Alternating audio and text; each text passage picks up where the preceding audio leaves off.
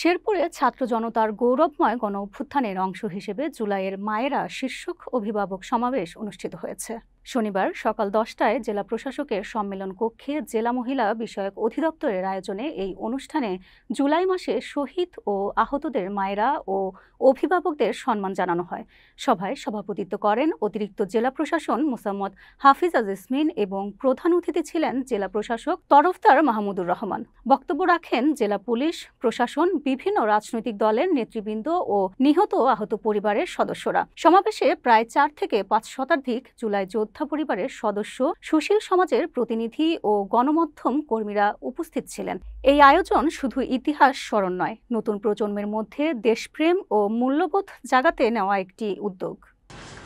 এবং আমরা যারা ক্ষমতায় আছি বা ক্ষমতায় যাব, তারা তাদেরকে এই শহীদদের পরিবারদেরকে এই অংশীদারিত্ব এই ক্ষমতা দেওয়ার জন্য রাজি আছে কিনা?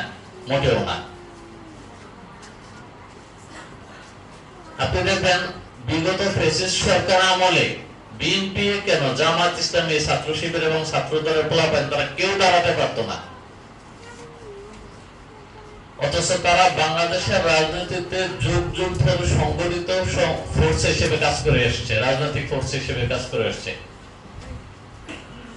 যে ফ্যাসিস্ট সরকারের বিরুদ্ধে সংগঠিত রাজনৈতিক শক্তিগুলোর জন্য যে কয়টা আমরা আবেদন পেয়েছি, সকল আবেদন যাচাই বাছাই করে আমরা ঢাকায় পাঠিয়েছি।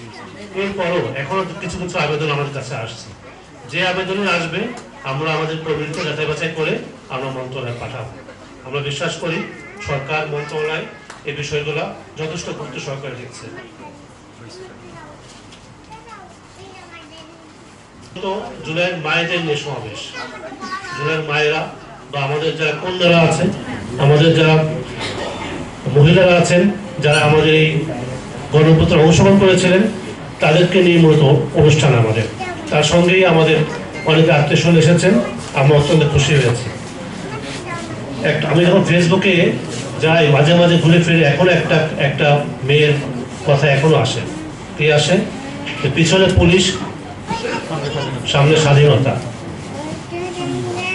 ওই অবস্থায়, ওইরকম মানে জীবনমরণ অবস্থায় এরকম যে মেয়েটা বলতে পারে, তার সাহস কতটুকু থাকে।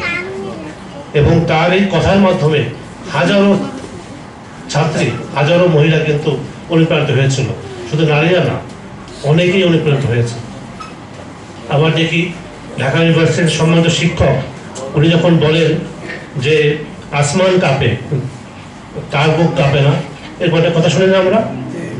এই যে আমাদের যে মায়েদের এই যে বক্তব্যগুলা, তার যে অংশগ্রহণ, এটা কিন্তু পুরো গণঅভ্যুত্থানের সফলতার বড় একটা নিয়ামক ছিল।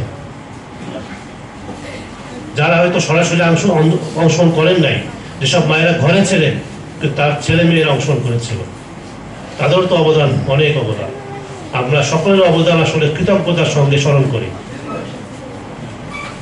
তাদের অবদান কোনোভাবেই আসলে আমরা বলে শেষ করতে পারবো না।